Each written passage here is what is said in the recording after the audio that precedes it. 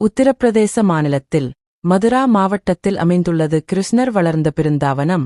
இன்று இத்திருத்தலத்தின் வரலாற்றை பார்க்கலாம். கிருஷ்ணன் அவதரித்த மதுரா, ராதை அவதரித்த பர்சானா, ஆயர் பாடியான கோகுலம் எல்லாம் விரஜபூமியில் உள்ளன. பிருந்தா என்பது துளசியைக் குறிக்கும் என்று கூறுவர். பிருந்தாவனத்தில் தான் கண்ணன் மாடு கன்றுகளை மேய்த்தான். பிருந்தாவனத்தில் 12 வனங்கள் உண்டு. இவற்றுள் யமுனைக்கு மேற்கில் 7ம் கிழக்கில் 5ம் உள்ளன. பிருந்தாவனத்தில் தான் கிருஷ்ண லீலைகள் எல்லாம் நிகழ்ந்தன. பிருந்தாவனத்தில் நூற்றுக்கணக்கான பழைய மற்றும் நவீன ஆலயங்களும் காண வேண்டிய இடங்களும் பல உள்ளன. யமுனையில் நீராடிய பின் இந்த தலங்களை அவசியம் தரிசிக்க வேண்டும். கேசிகாத், காளிய மதன்காத், சேர்காத், ரமன்ரேதி, வம்சீவத், சேவாகுஞ்ச், நிதிவனம், பாங்கே விஹாரி மந்திர், ராதா ரமன் மந்திர், கோவிந்தஜி மந்திரி, ரங்கஜி மந்திர் முதலானவை முக்கிய தலங்களாகும். இவற்றுள் பாங்கே விஹாரி கோவிலில் அடிக்கடி திரையால் மூலஸ்தானத்தை மறைப்பார்கள். தரிசிக்க வரும் பக்தர்கள் பின்னால் குறும்புக்கார கண்ணன் ஓடிவிடுவான் என்ற பயம்தான். இதற்குக் காரணம், மதுராவிற்குச் சற்று வடமேற்கில் சுமார் 11 கிலோமீட்டர் தொலைவில் உள்ள பிருந்தாவனம் அவசியம் அன்பர்கள் தரிசித்து மகிழ வேண்டிய தலமாகும்.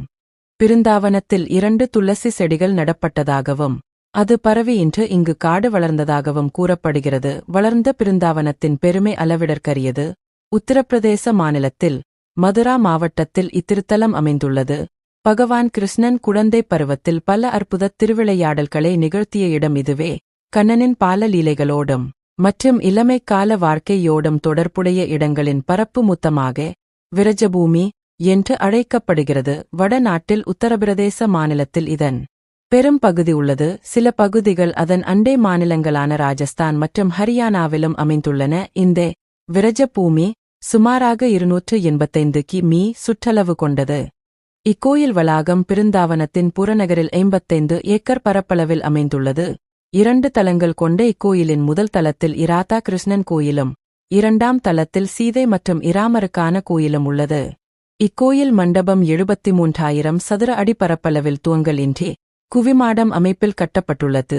இம்மண்டபத்தில் ஒரே நேரத்தில் 25,000 பக்தர்கள் அமர்ந்து வழிபட முடியும். இக்கோயிலை சுற்றிலும் அழகிய தோட்டங்கள், நீர் ஊற்றுகள், ராதை மற்றும் கோபியர்களுடன் கிருஷ்ணரின் ராசலீலைகள், கோவர்த்தன மலையை தூக்கும் காட்சி, காளிங்க நர்த்தனம் காட்சிகள் அமைக்கப்பட்டுள்ளது.